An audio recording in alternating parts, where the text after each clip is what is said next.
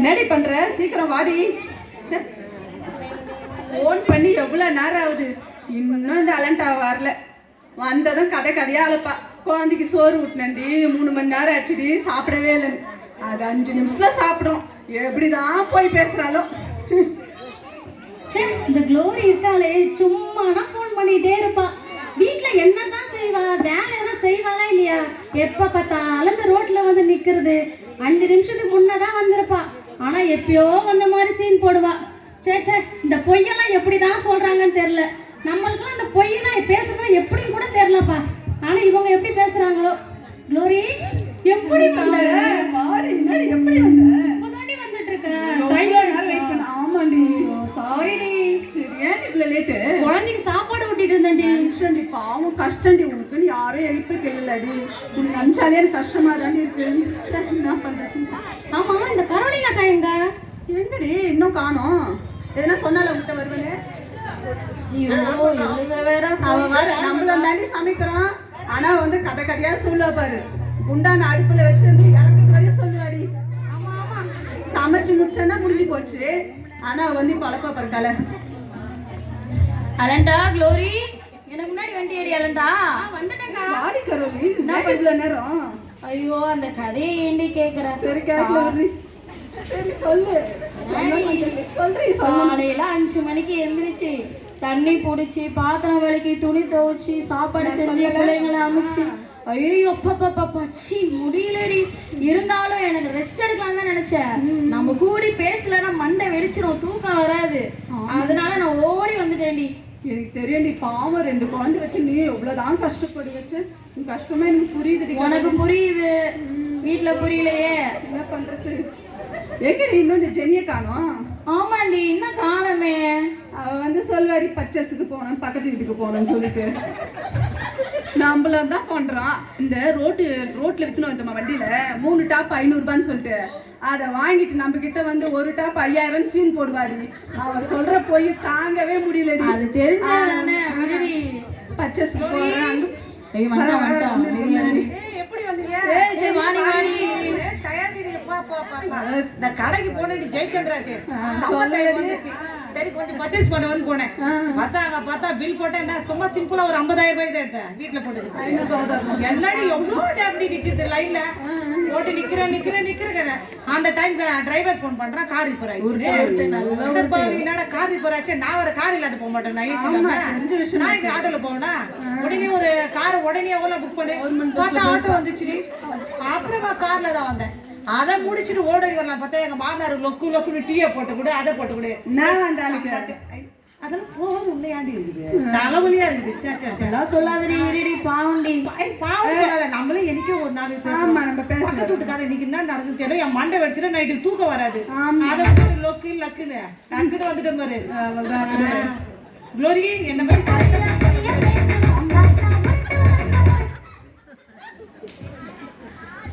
Jenny, அலண்டா, glory, என்ன பண்றீங்க? சர்ச்சில் ஃபாஸ்டிங் பிரேயர் இருக்குது. நீங்க என்ன இங்க பேசிட்டு இருக்கீங்க?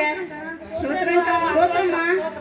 பிரேயர் இருக்குது, வரலையா? கிளம்பலையா? கோயில இருக்கா 2 செக்கு தான் ஊத்தின உடனே பின்னாடி வந்துருவாங்க. ஆமா, இப்படிதான் தினந்தோறும் சொல்லுவாங்க. ஒரு பிரேயர் கூட வர மாட்டாங்க.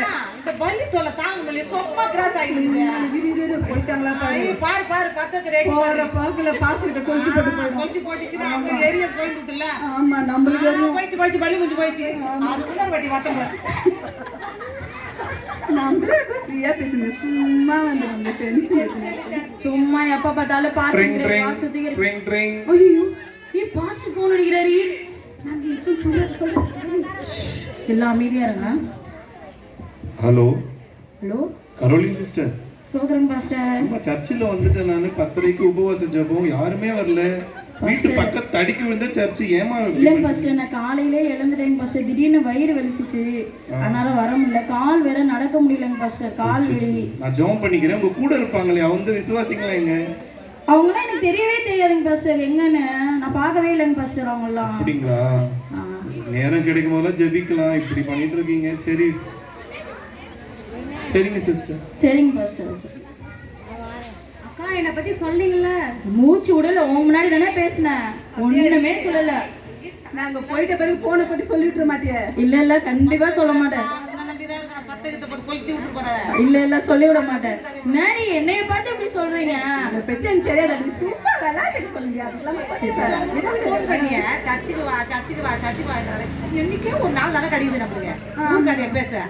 வெயில் டைம்ல சர்ச்சுக்கு கூப்பிடுறாரு பாரு. ஐயோ தலைவலி தாங்க முடியல. உங்களுக்கு கிட்ட பிரச்சனை இங்கே பிரச்சனை. என்னம்மா ஃபாஸ்டிங் ப்ரேயருக்கு வரேன்னீங்க, யாரையும் காணோம், இங்கே நிக்கிறீங்க? இப்பதாக்கா கிளம்பி போலான்னு வாசப்படி எடுத்து காலை வச்சோம்.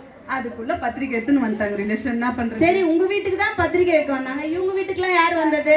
அங்காளி பாங்காளி. என்னமோ கதை சொல்றீங்க. எல்லாத்தையும் ஏசப்பா பாக்குறாரு. பார்க்கலாம். நம்மள ஒரு கை பாத்துறோம். இது போய் சொல்லி விட்டுருக்க முடியாத. பாஷையா ஃபோன் பண்ணாரு. ஆமா இருக்கலாம். ஒரு பாயாசத்தை போட்டு வேண்டியதான் ஸ்ட்ராங்கா. அடுத்த டைம் வரவே வராது பாருங்க. ஆமா எனக்கு டைம் ஆயிடுச்சுடி. நான் போய் பாப்பாக்கு வர சாப்பாடு கொடுத்தோம். கிளம்புறேன். ஏண்டி ரொம்ப டைம் ஆயிடுச்சுடி. அவர் வர வந்தாருன்னா திட்டுவாரு. நான் கிளம்புறேன்பா. நடிப்பா. என்னம்மா கதை விடுறா பாரு. இவ்வளவு நேரம் இங்கதான் பேசிட்டு இருந்தா. குழந்தைக்கு சோறு ஊட்டணும்ட்டு இவ போய் படுக்க போறா. அதுவும் குழந்தை 3 மணிக்கு தான் தூங்குமா. அதே கதை சொல்றா பாத்தியா? கேட்டா விடிய தூங்கவே இல்ல. நம்மனா போய் அவ வீட்டுல பாக்கவா போறான். அதனாலதான் போய் சொல்றா. ஒரு நாள் போய் பாக்கணும். நீ நம்மள அவ வீட்டுக்கு நம்ம போனா நம்ம புருஷனா நம்ம வீட்டுக்கு அனுப்பிடுவாங்க. நீ வர ஆமாண்டி, அது பண்ணாலும் பண்ணிடுவாங்க. நான் சொல்றேன், நம்ம கை காசு செலவு பண்ணி அவ வீட்டுல கேமரா வச்சு கரெக்டா சொன்னீங்க. கண்டிப்பா மாட்டுவா பாரு. கண்டிப்பா கேமரா வச்சு செக் பண்ணலாம். சரி எனக்கும் மணியாச்சு. நானும் என் பிள்ளைங்க வந்துருங்க ஸ்கூல்ல இருந்து. எங்க வீட்டுக்காரர் வந்துருவாரு. சாப்பாடு செய்யணும். நான் போய் கொஞ்சம் ரெஸ்ட் எடுக்கிறேன்டி. நான் போனதுக்கு அப்புறம் அவளை பேசின மாதிரி என்ன குறை பேச போறீங்க? உன்னை பத்தி நாங்க பேசுவோம். சரி நீ என் ஃப்ரெண்டு, நீ கண்டிப்பா பேச மாட்டேங்க. சரி போயிட்டு வரட்டுமா? சரி பாய். அவளுக்கு தூக்கம் வந்துச்சு. பாட்டுலாம் உனக்கு தூங்கறது கிளம்பிட்டேன். வீட்டுக்கு போனதும் ஜோனாத்தால ஒரு கொட்டு, டேப்னிக்கு ஒரு புக்கு. அவள் தான் முடிஞ்சு போச்சு. 2 பேரும் படுக்க ஈட்டு போட்டு படிக்க வச்சுட்டு கம்முன்னு பார்த்துருவா. அவள் கொடுத்து வச்சு விடி நல்லா தூங்குறேன். நம்மளும் சொல்லலாம்.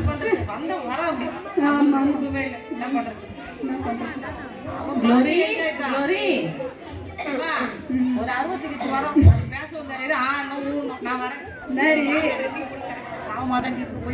அப்படியே பாப்பறேன். செத்துக்கிட்டு போயிடுச்சுன்னா டீப்பு வேற. அது ரெண்டு என்ன பிடிச்சிக்கிட்டா போயிட்டு இன்னும் க்ளோரி நான் வந்த உடனே ஜெனி கிளம்பிட்டான். பாக்கலாம். அதுவாக்கா என்ன சொல்லிட்டு போறா? மூஞ்ச பார்க்கவே பிடிக்கலையா அவளுக்கு. அப்படியா சொல்லிட்டு போறா? ஆமாக்கா. எவ்வளவு திமிரு பாத்தியாடி அவளுக்கு.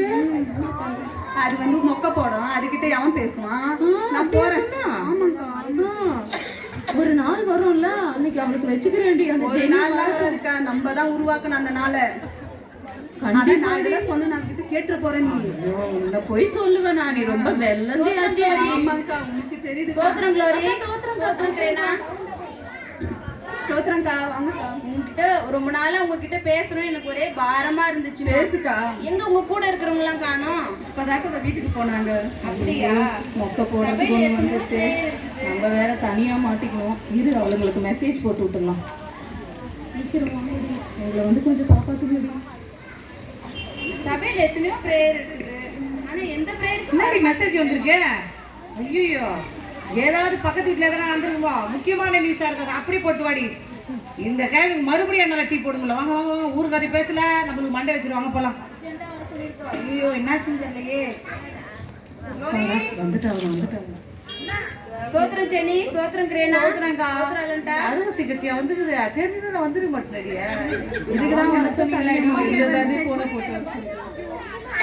உங்க எல்லாரையும் ஒன்னா பாக்கணும்னு நினைச்சேன். பரவாயில்ல, ஆண்டு உங்களை எல்லாரையும் ஒன்னா பார்க்க உதவி செஞ்சாரு. சொல்லுங்கக்கா.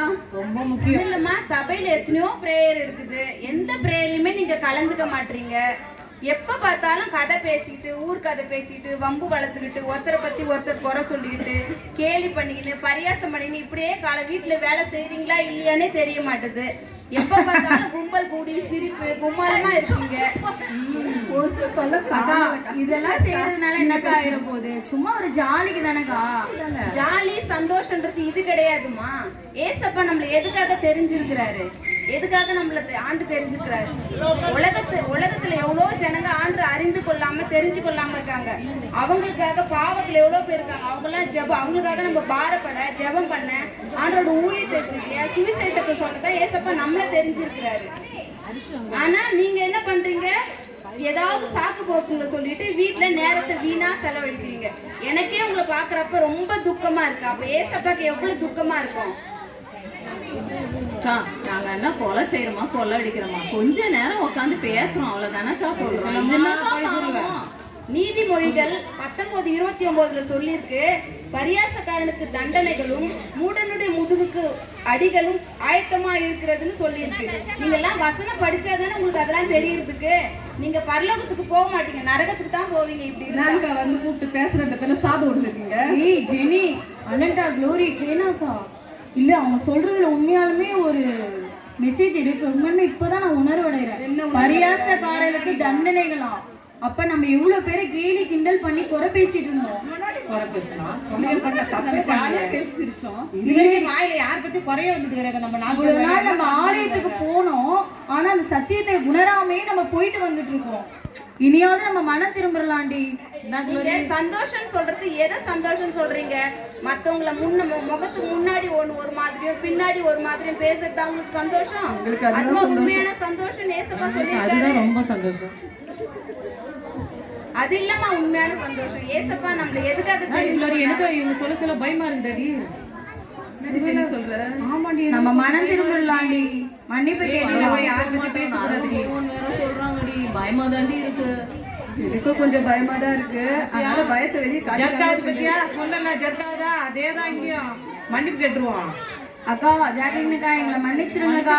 என்கிட்ட மன்னிப்பு கேட்காதீங்கம்மா, ஏசப்பா கிட்ட மன்னிப்பு கேளுங்க. நாங்க தெரியாம குறை பேசிட்டோம். நீ யாரையும் குறை பேச மாட்டோம், பரியாசம் பண்ண மாட்டோம். நீங்க எல்லாருமே மனம் திரும்பினதுல எனக்கு ரொம்ப சந்தோஷமா. ஏசப்பாவும் சந்தோஷப்பட்டிருப்பாரு.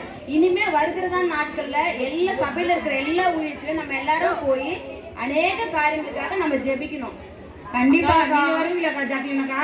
கண்டிப்பா வருவோம். நாங்க எல்லா ஊழியத்திலயும் நாங்க பங்கு பெறோம். சிஸ்டர் நீங்க வந்தா நாங்க வந்துருவோம் சிஸ்டர், வந்தா போதும்.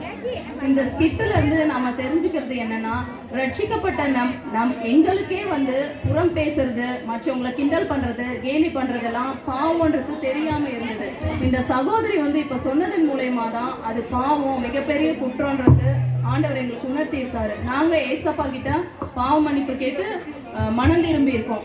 ஒருவேளை உங்கள இதை போல மற்றவங்களை கிண்டல் கேலி பண்ணி மற்றவங்களை இலக்காரமா பேசுற அந்த சுபாவங்கள் உங்களுக்குள்ள இருந்ததுன்னா நீங்களும் கர்த்தரிடத்துல மன்னிப்பு கேட்டு மனம் திரும்புங்கள்.